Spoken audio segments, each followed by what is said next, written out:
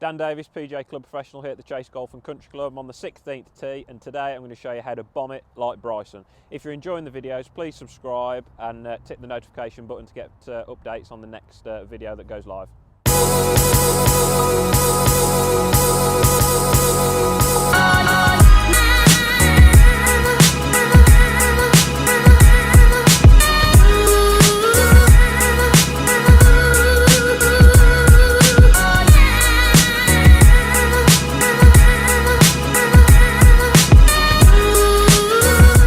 So why is speed important? Now, if you think of it as a simple equation, if you can create more clubhead speed, you're going to see more distance, okay? So that sounds simple. It's not quite that simple in practice. So you need to make sure that the driver that you're using is fitted. So my advice to you, go and see your local PGA pro, get fitted for your driver, and make sure that you can optimize the launch, the spin, and get the most out of your driver. So how can you increase your clubhead speed? So my advice to you is seek out a strength and conditioning coach. Make sure that your body is ready for golf, okay? And what they'll be able to do, they'll put a plan together so you can improve your strength. So you'll be able to therefore improve your power, which then turns into speed. So you're going to generate more clubhead speed through that avenue. So how can you create more clubhead speed instantaneously by changing your golf swing? Okay, so a lot of golfers that come to me that were requesting more speed, more distance, they tend to use the hands and their arms too much in the golf swing. So these are small muscle groups in comparison to the body. Okay, so what happens is their golf swing looks like this. So you find it very, very difficult to create much speed because we're using hands and arms. So I struck that pretty good, but that's probably only gone about, for me, 160, 170 yards. So for us to create more speed, more power, wait for that wind to go. It's like a hurricane up here today. There you go. So we need to use our body more, okay? So I'll show you what I mean by that. Let me just grab a golf ball. I'll leave that on the floor for now.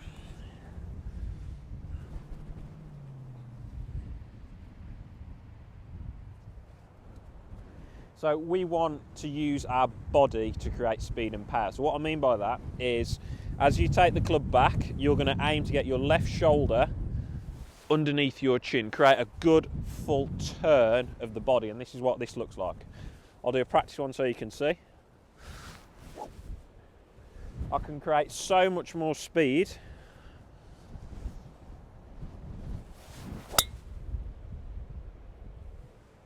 and therefore much more power. So that has gone probably another 30-40% further than the first one with using my hands and my arms. So to complement that full turn using big muscle groups in your chest and your back, we also need to use our lower body well as well. So we need to use the ground. Now, a few people struggle with this sort of element. It can be quite challenging to sort of get used to start with. So what we're looking for is when you get to the top of your backswing, you want to be thinking of pushing through your right foot that drives the hip, then we turn our body. So from the top of the backswing, we're then going to push from the top of the backswing here, we're going to push through the right foot, which creates that turn and that speed and that power at impact, okay?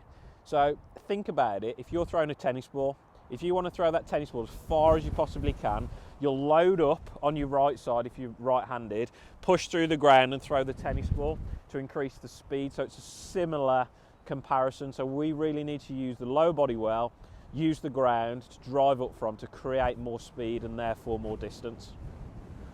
So I'm going to give you a little bit of a drill now, which is really going to help you increase the speed and understand where you need to deliver the speed, which is the most important part, by that golf ball at impact, okay? All you need is an alignment stick. You're going to hold it as if you were playing a shot. You're going to do exactly what we've just said in terms of a full body turn, using the ground, load the right side. It is really windy up here today. So you're going to get to the top.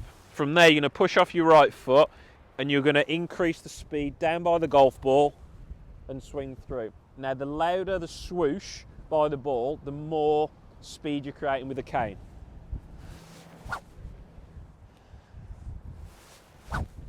So that's me using full body turn, the ground. Now compare that to just my hands and my arms. And then one with the body. See the difference in the volume of the swoosh by the ball. The more speed you can create, you're going to create more distance. So I'm going to have a go at driving the green now on the 16th at the Chase. I'm actually on the 13th tee box because it's pretty easy to drive it from the 16th. Let's have a little go. I'll put all those together. Taking on the corner, so the green, if you're not familiar with it, is over the silver birch just on the end there.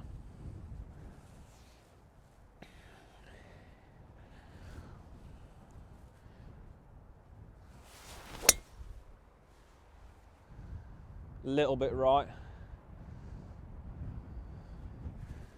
Have one more go. Need to be a little bit braver, go a little bit more to the left.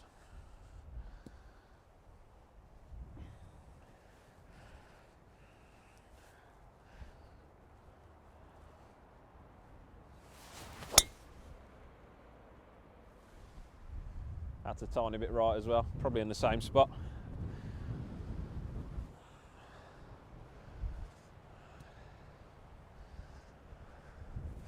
Okay, this one's going to be taken a little tighter.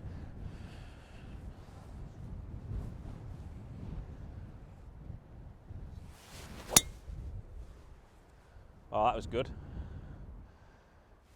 Last one, see if I can get it up there.